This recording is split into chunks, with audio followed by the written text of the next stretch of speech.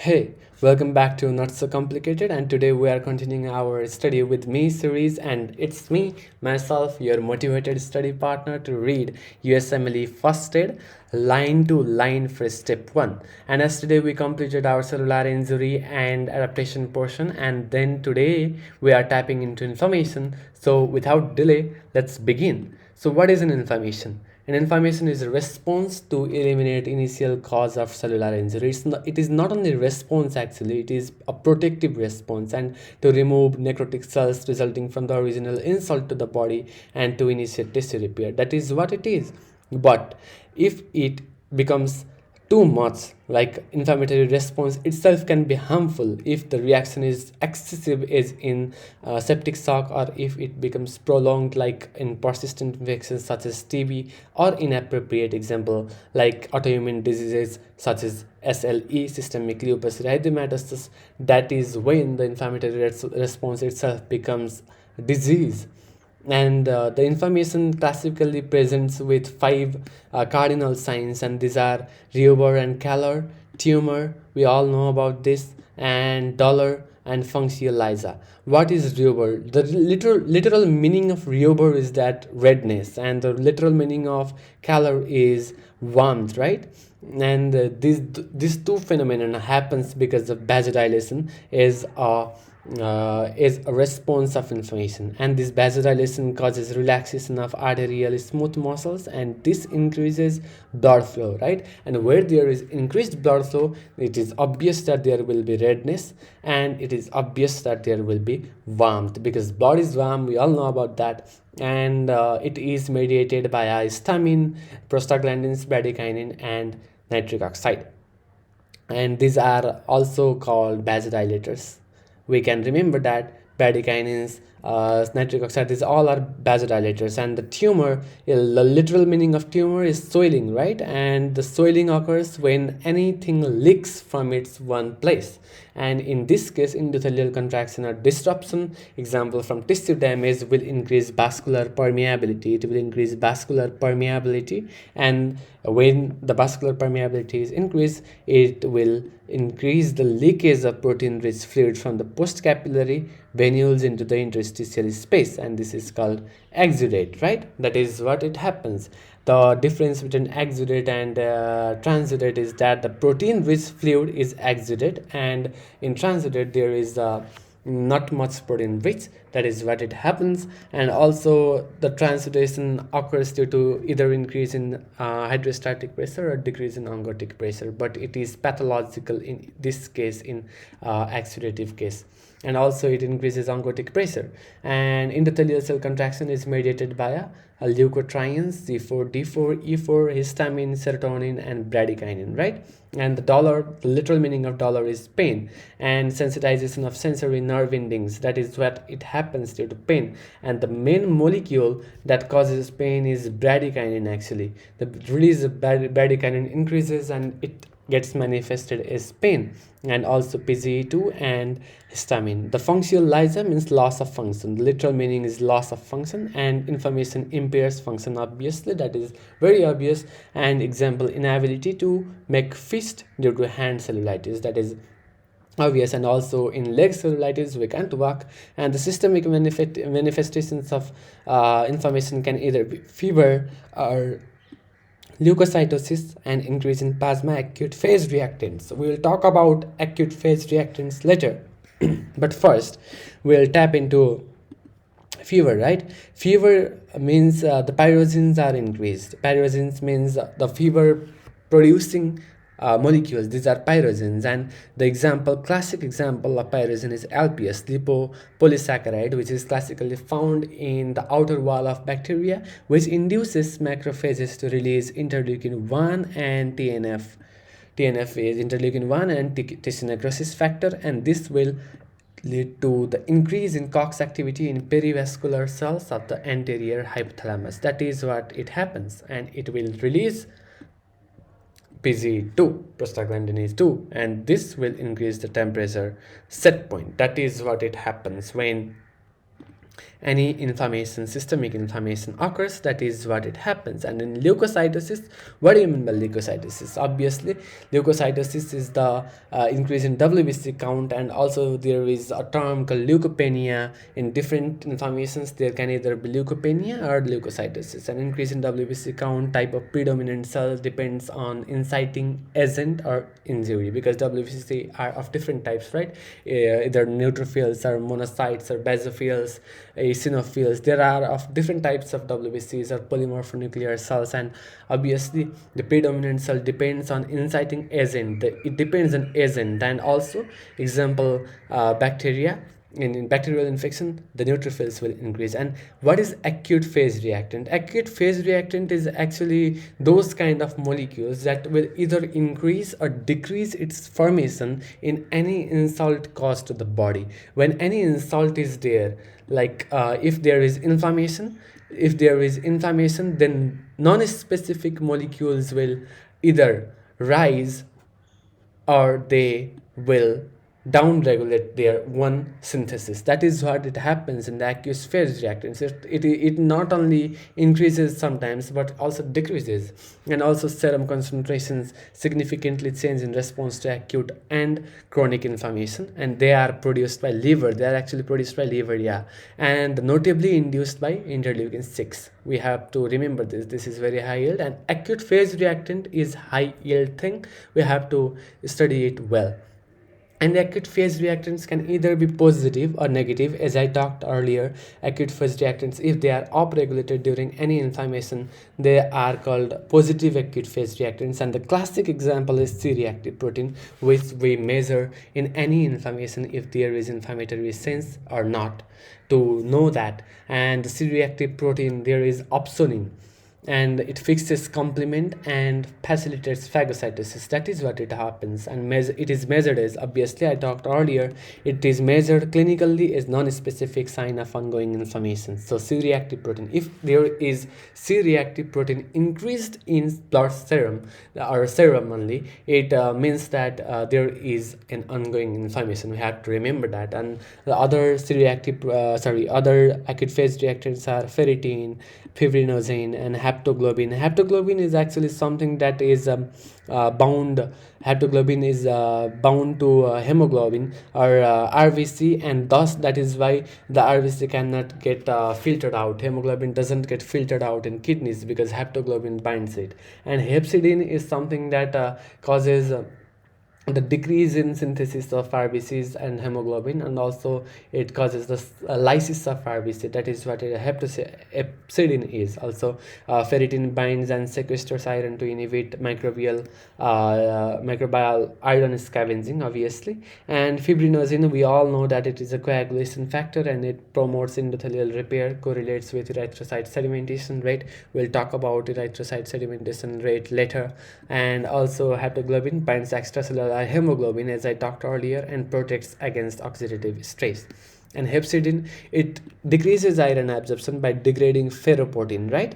And it will decrease iron release from the macrophages and cause anemia of chronic disease. Anemia of chronic disease typically presents in histology as macrocytic cells because it is a chronic disease anemia and there are not enough nutrition to provide. Also, procalcitonin increases in bacterial infection, and serum amyloid A increases. Prolonged elevation can lead to secondary amyloidosis. As we talked earlier, what are other symptoms called secondary amyloidosis? One is serum amyloid A is a positive acute phase reactant. And also there are negative acute phase reactants which decrease in their serum levels during inflammation. They are albumin, transferrin, and transthyretin. They are these things. And also albumin reduction conserves amino acids for positive reactants, and also internalized, because transferrin gets reduced due to internalization by macrophages to sequester iron. That is why transferrin is decreased. And transthyretin, also called prealbumin. So this is very high yield. If somebody calls you about thyroidine, you have to remember that it is a prealbumin, and its reduction conserves amino acids for positive reactions like albumin. Albumin and transthyretin have similar functions as negative is negative acute phase reactants. Okay, so there is erythrocyte sedimentation rate. We have to go on that erythrocyte sedimentation rate, and this is actually very conceptual. And there is for example, there is a pipette, right? There is a pipette tube, and we have there these RVCs in there, and we have dot in there, and it is centrifuged. Now it is centrifuged, and these RVCs fall down due to gravitational effect in the bottom of the tube, and erythrocyte sedimentation rate is that. We have to measure how fast or how slow these RVCs fall down, right? And erythrocyte sedimentation rate actually increases during inflammation. And that why that happens, because for example, this is an RBC and there are negative charges in here, so they repel each other, right? RBCs repel each other, and that is why they fall very slowly in normal condition. But if there is inflammation, there come fibrinogen that will decrease this negative charges in the RBCs, and that is why it will form a clot, and the different RBCs then begin to form clot, or like they begin to adhese, and that is why they fall faster. So erythrocyte sedimentation rate increases during inflammation. That is what it is explained in here, right? RBCs normally remain separated by negative charges, as I said earlier, and products of inflammation called like fibrinogen then coat RBCs, which decreases the negative charge, and that causes increase in RBC aggregation. So denser RBC aggregates fall faster within a pipette tube, which is called increased erythrocyte sedimentation rate. And not only erythrocyte sedimentation rate increases, but it also decreases in different types of disease, right? And for example, the erythrocyte sedimentation rate increase during most anemias and infections and inflammations called giant cell temporal arteritis. And temporal arteritis, giant cell arteritis normally occurs in temporal artery, that is why it is also called temporal arteritis. And polymyalgia rheumatica, and cancer metastasis, and also multiple myeloma, and renal disease, end stage or nephrotic syndrome, and in pregnancy, right? These are increased ESR cases. And decreased ESR cases, which is lower than expected cases, this occurs in sickle cell anemia due to altered shape, because since this is a normal RBC, but in sickle cell RBC the surface area decreases, and that is why the decrease in ESR is there. And polycythemia, surface area and even the weightage decreases, and that is why they fall slower. And in polycythemia, increased RBCs dilute aggregation factors, and that is why this happens. This is quite controversial, right? Not controversial, this is quite skeptical, because polycythemia means increase in RBCs, and it should increase erythrocyte sedimentation rate, but it happens quite opposite in here, because increase in RBCs dilute aggregation factors like fibrinogen is in here, and that causes decrease in ESR. And also HF, heart failure cases, and macrocytosis and hypofibrinogenemia, that is what it happens. So we really go into the inflammation now, and these are acute inflammation. Since there are two types of inflammation, as we talked earlier, either it is acute inflammation or chronic inflammation. So acute inflammation, by acute, what do we mean by acute? Acute, you mean transient and early response, right? Transient and early response to injury or infection is acute inflammation, and it is characterized by neutrophils in tissues.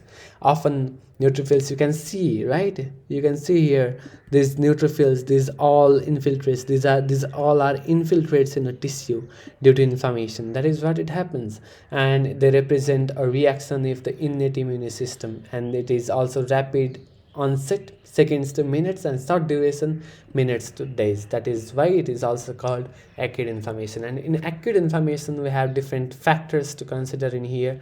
One is stimuli, and then mediators, components, and outcomes. So what are the stimuli? Obviously, anything that causes insult to the tissue are stimuli, and they are typically infections, then trauma, then necrosis, foreign bodies. These all are stimuli. And the mediators here are toll-like receptors. These toll-like receptors are recognition receptors, and that is when our body identifies the insult, that is toll-like receptors. And also arachidonic acid metabolites neutrophils, eosinophils, antibodies, pre-existing antibodies obviously, and mast cells, basophils complement Hegman factor. This is a clotting factor 12, and these all are mediators of acute inflammation, and these all form a inflammasome. The inflammasome is a very high yield point, and we have to remember this thing because the inflammasome is a very high yield, and it is quite frequently asked in USMLE and also in PLAB, because inflammasome is a cytoplasmic protein complex that recognizes products of dead cells, microbial products, and crystals. That is what an inflammasome is.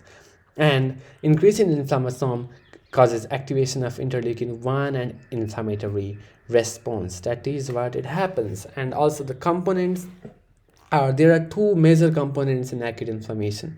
One is vascular and another is cellular. So vascular component normally causes vasodilation, as we talked earlier, but before causing vasodilation, it causes transient vasoconstriction in an attempt to decrease the blood loss. It causes transient vasoconstriction, and that is due to serotonin. Released in response to the insult, right? And it causes transient vasoconstriction, but then situation gets normalized and vasodilation begins, which increases blood flow and stasis and increases endothelial permeability. Contraction of endothelial cells opens interendothelial junctions. That is what it happens, and these causes the increase in blood flow and stasis causes river and calor. Increase in endothelial permeability causes tumor. That is what it happens, and this happens to bring cells and proteins to the site of injury or infection. And in cellular component, we have extravasation of leukocytes, mainly neutrophils from postcapillary venules, right? And they accumulate in focus of injury and cause leukocyte activation. That is the main point. What is the function of leukocyte? We all know the leukocyte is used as the immune system cells in our body, and that leukocytes cause the insult to clarify from the site of infection, right? And also the leukocyte extravasation has 4 steps: margination and rolling, adhesion, transmigration, and migration, which is chemoattraction. And these all 4 steps are to be discussed in detail because they include a very large amount of mediators, which are also very high yield for USMLE. So in outcomes, the acute inflammation outcomes, there are very large spectrum of outcomes in acute inflammation. It can either resolute and heal. That can happen if there is an action of interleukin 10 or TGF, tissue growth factor beta, and also it can turn into persistent acute inflammation if interleukin 8 happens to persist, and also it can lead to abscess walled off by fibrosis, and it also can cause the chronic inflammation. So basically, one major cause of chronic inflammation is the recurrent acute inflammation. Recurrent acute inflammation is also called chronic inflammation. And antigen presentation by macrophages and other antigen presenting cells cause activation of CD4 plus TS cells, which cause chronic inflammation, and it also can lead to scarring, right? And that is what it occurs in here. And also these macrophages predominate in the late stages of acute inflammation, peak 2 to 3 days after onset, and influence outcome by secreting cytokines, right? So that is what it's about acute inflammation. But we have to discuss these leukocyte extravasation 4 steps in here first. So leukocyte extravasation occurs in margination and rolling. So step 1 is margination and rolling. Look at this figure here. This PMN means polymorphonucleoside. Polymorphonucleoside here has these ligands in here. These ligands are either CLL Lewis X, right? This CLL Lewis X is a ligand. It also gets increased. Its excretion increases in cases like Hodgkin's lymphoma or chronic lymphocytic leukemia. This all gets increased. Of note is that, and we will talk about that in leukemia series. And also margination and rolling defective in leukocyte adhesion deficiency. Type 2, it causes decrease in CLL Lewis. As I talked, CLL Lewis increases in tumor region where there is leukemia or Hodgkin's disease, but it decreases if there is deficiency, right? Obviously. And margination and rolling, it occurs in a response to E-selectin. There is endothelium, and endothelium has a receptor called E-selectin, and this E-selectin is bound to the CLL Lewis of a polymorphonucleoside, and then it gets margination. Right? And in P-selectin translocated to endothelial surface by exocytosis from Weevil pallid bodies. So this is very high yield thing. Weevil pallid bodies. So where does the P-selectin come from? P-selectin come from translocation from Weevil pallid bodies. That is what it happens, and E-selectin is upregulated by TNF and interleukin 1. The leukocyte has CLL Lewis X, L-selectin. This is all that happens, and once they have come here, margination and rolling has occurred. Once that is occurred, then tight binding occurs, which is adhesion, and this adhesion occurs due to, and if there is defective in leukocyte adhesion deficiency type 1, it causes due to decrease in CD18 integration subunit, right? And this happens, this tight binding occurs by ICAM1 in CD54 cells and BCAM1 in CD106 cells. So ICAM is intercellular adhesion molecule 1 and BCAM1 is vascular cellular, right? Vascular cellular adhesion molecule 1. That is what it is. And in CD11 18 integrins, LFA1, MAC1 proteins, BLA4 integrin, these all are very vague in big to remember, but we have to read all of this because that is why this is important, right? And there is diapedesis. The third option is diapedesis, which is also called transmigration. So PE, diapedesis has PE, and this is due to PE-CAM, right? Diapedesis has PE, and this is due to PE-CAM. PE-CAM means PE, P means platelets, and E means endothelium. So platelet and endothelial cellular adhesion molecule 1 is PCAM1, and it occurs in CD31 cells. So tight binding has occurred already, LFA1, and this all have occurred, and then the diapedesis occurs. Diapedesis means transmigration. So these cells from blood vessels, right, the lumen of blood vessels, then now go to the site of injury. That is what transmigration is. That is what diapedesis is. Diapedesis is also called the leaking of cells in the blood vessels, right? From the blood vessels is also called diapedesis, and WBC travels between endothelial cells and exits blood vessel, and that is what it happens in here. And PCAM1 occurs in CD31 cells. These all cells, in which cells, we have to remember these all things, right?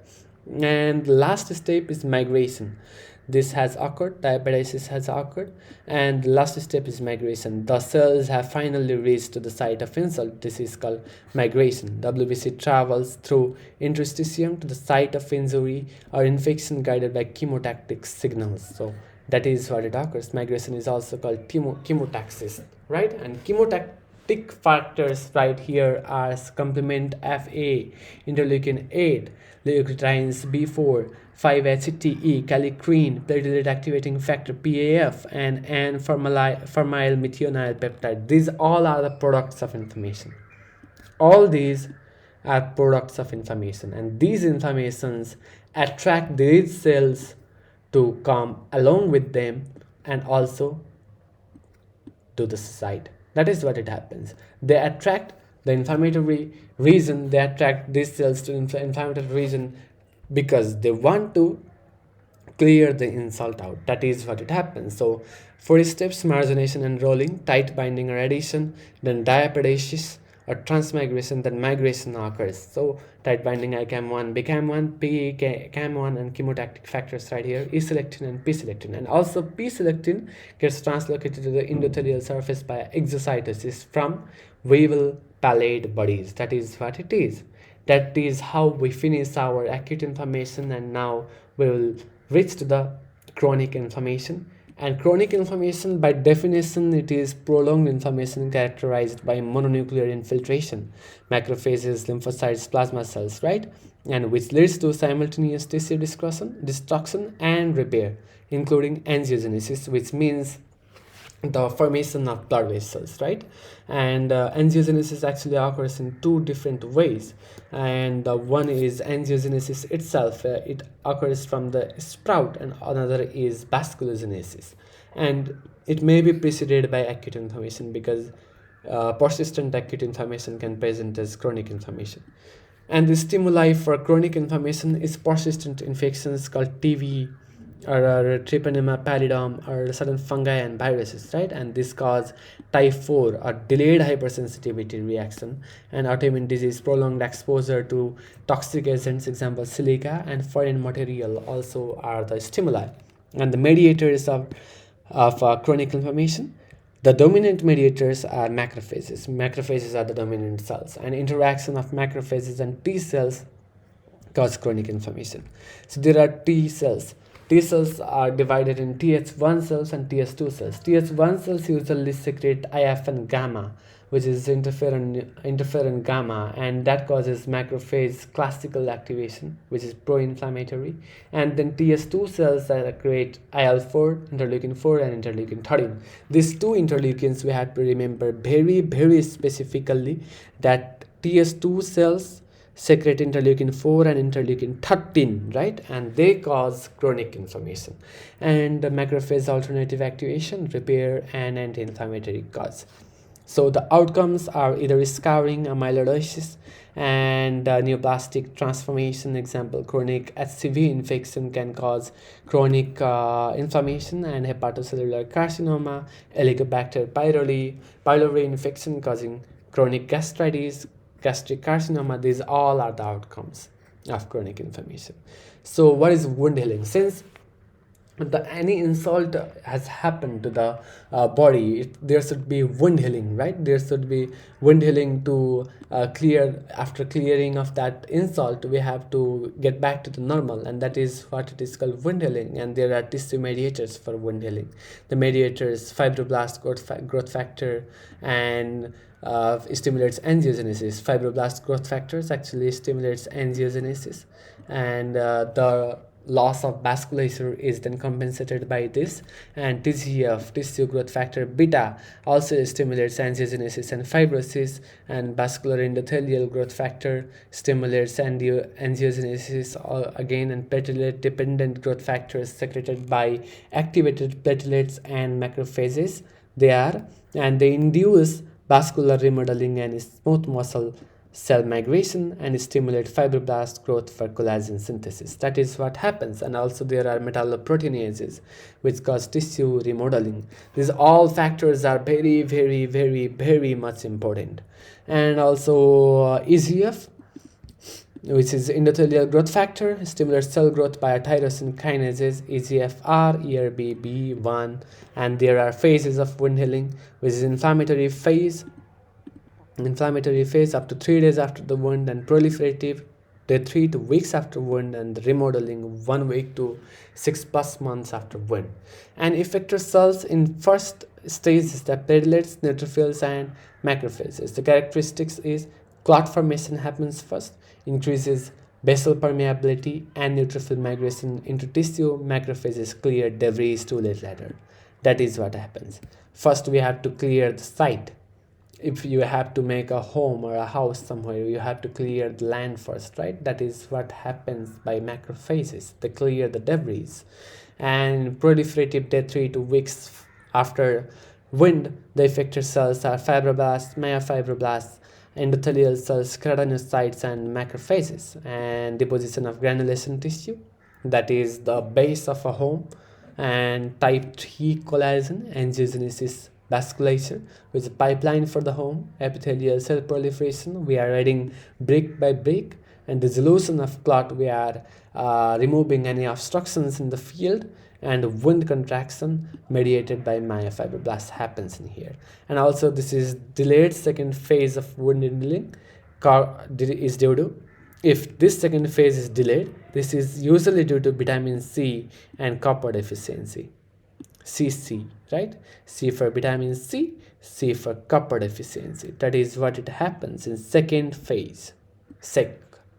We have C in sec.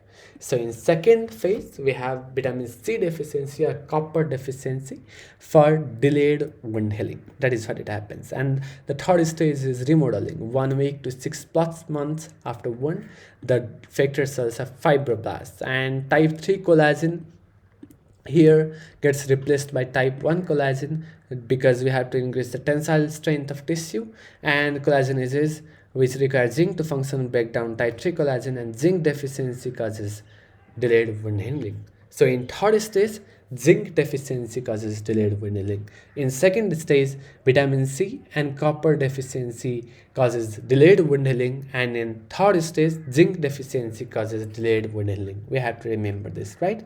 And one subset of chronic inflammation is granulomatous inflammation, and granulomatous inflammation is typically seen in our tuberculosis case. So this is very important. A pattern of chronic inflammation. It is a pattern of chronic inflammation, and it can be induced by persistent T cell response to certain infections, example TB, immunomediated diseases, and foreign bodies. Granulomas wall off or resistant stimulus without completely eradicating or degrading it, causing persistent inflammation. This is the pathophysiology right here. Granuloma formation occurs in chronic inflammation, and they wall off resistant stimulus without completely eradicating or degrading it. So some part of insult is still there, which is causing persistent inflammation and thus fibrosis and organ damage, right? And in histology, we can see right here, there is caseatic necrosis. There is caseatic necrosis here. And there are inflammatory cells surrounding here. And we have giant cells too. These giant cells, we can see these are giant cells, and focus of epithelioid cells. Activated macrophages with abundant peak cytoplasm surrounded by lymphocytes and multinucleated giant cells formed by the fusion of several activated macrophages, and this can either be caseating or non-caseating. And caseating necrosis usually occurs associated with central necrosis, right? Caseating, C for caseating, C for central necrosis. So the necrosis is central and caseating. Seen in infectious etiologies, example TB and fungal. And non-caseating has no central necrosis, and seen in non-infectious etiologies called example sarcoidosis or Crohn's disease. Remember this.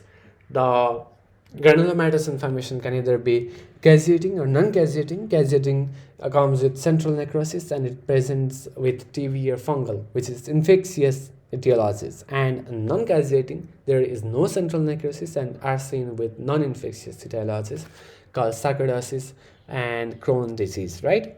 And the mechanisms of this is debunked in 3 steps. The step 1 is APC, step 2 and step 3. In step 1, antigen presenting cells present antigens to CD4 plus TS cells and secrete interleukin 12, and these secrete CD4 plus TS cells differentiate into TH1 cells, right? These actually differentiate into very different cells, TH1 cells, TH2 cells, but the dominant feature here is this. The APC, antigen presenting cell, is presenting this antigen right here to our T cell, and this TH cell, CD4 plus TH cells, is then differentiated into TH1 cell, and this TH1 cell then releases IF-1 gamma. IF-1 gamma activates macrophage, and this activated macrophage release our tissue necrosis factor, and this causes finally a granuloma formation. Actually, there occurs the activated macrophages. These activated macrophages form into the epithelioid cells, which is sleeper cell-like cells, right? Epithelioid cells have different types, but there is epithelioid sleeper cell-like cells in here. And these epithelioid cells then get bind together to form a large multinucleated giant cells. That is what it happens in granuloma. And these giant cells usually lie in the central region, and in caseating necrosis, that is what it happens. But then again, there will be these these inflammatory lymphocytes get surrounded by these lymphocytes get surround the granuloma.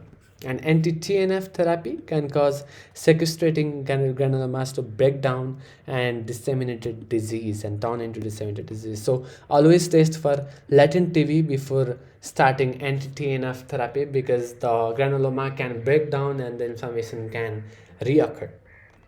And it is also associated with hypercalcemia due to increase in alpha 1 alpha hydroxylase activity in activated macrophages, resulting in increased vitamin D activity. That can happen. This is high yield. This is secondary question right here, because that can happen in here, right? And what do we say here? The etiologies for this granulomatous inflammation can either be infectious or can be non-infectious. And then these infectious inflammation etiologies can either be bacterial. The most common bacteria here is mycobacteria, either tuberculosis or leprosy, and then Bartonella henselae, which causes cat scratch disease, and then stellate necrotizing granulomas, and Listeria monocytogenes causes granulomatosis infantiseptica, Listeria monocytogenes. And also Treponema pallidum causes tertiary syphilis right here. And then fungal infections. These fungal infections can cause endemic mycosis, right? Called histoplasmosis. And then parasitic can cause schistosomiasis. Causes can be schistosomiasis. These are catalyst positive organs in chronic granulomatous disease. So basically in chronic granulomatous disease, these are catalyst positive organisms. This is very high yield. We need to remember this. And in non-infectious diseases, there can either be immune mediated or vasculitis or foreign bodies. In immune mediated, we have to remember sarcoidosis and Crohn's disease. This is very common.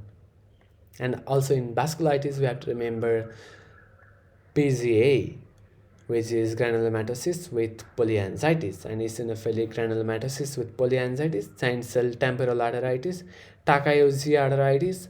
These all are a form of arteritis, vasculitis diseases, right? We will tap into that in our blood vascular system. And berylliosis, talcosis, hypersensitivity, pneumonitis, these all are the etiologies for granulomatous inflammation. And scar formation, obviously, if the injury is severe enough, it will lead to a scar, and it occurs when repair cannot be accomplished by cell regeneration alone. That is when scars occur. We all have scars somewhere, right? But the scars can either be normal or abnormal scars. Like you have an injury at one place and you can develop scar at another place. That is very abnormal, right? But that can occur.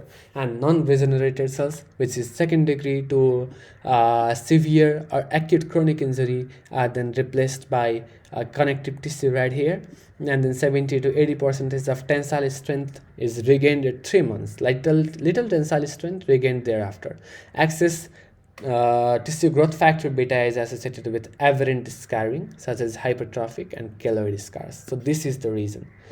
Main reason here is excess TGF beta factor. That is why there is aberrant scarring, such as hypertrophic or keloid scars. That is why it occurs, and they can either be hypertrophic or keloid scar. Let's debunk into their differences. And collagen synthesis in hypertrophic is type 3 collagen, right? Hypertrophic scar is type 3 collagen. Keloid scar is type 1 and type 3 collagen. We have to remember this. And collagen organization is parallel in here. This is very disorganized. You can see this is very big, right? This is very big, and this feels like a tumor than a scar. This is a keloid scar, and then extent of scar is confined to the borders of original wound. Here it occurred the wound, and the scar is right here. The extent of scar is confined, right? But here, these all are the injury in here, right? And but the scar is not limited. It extends beyond the border of original wound, and it causes claw-like projections typically on earlobes, faces, and upper extremities. That is what we have to remember. Main out of this is claw-like appearance. So keloid scar typically presents with claw-like appearance, typically on earlobes, face and upper extremities, and the recurrence is infrequent. Obviously the recurrence is infrequent, and the recurrence is frequent because you can look at it, right? This is very vague, and the recurrence is very common in this kind of lesions, and the disposition there is no. And the increased incidence in people with darker skin. If a person has darker skin, then the reason this inflammation, this scar is frequency is increased. That is how we wrap up our inflammation portion, and we will talk about our neoplasia in our next session, and we'll talk it about tomorrow. So thank you for staying until now with me, if you are staying with me, and subscribe if you are new to this channel. And we will do more and more sessions until we finish our first aid, and until we give our USMLE exams and rock it up. Our target is 260 plus, and we are going to achieve it. Yay! Thank you. Subscribe.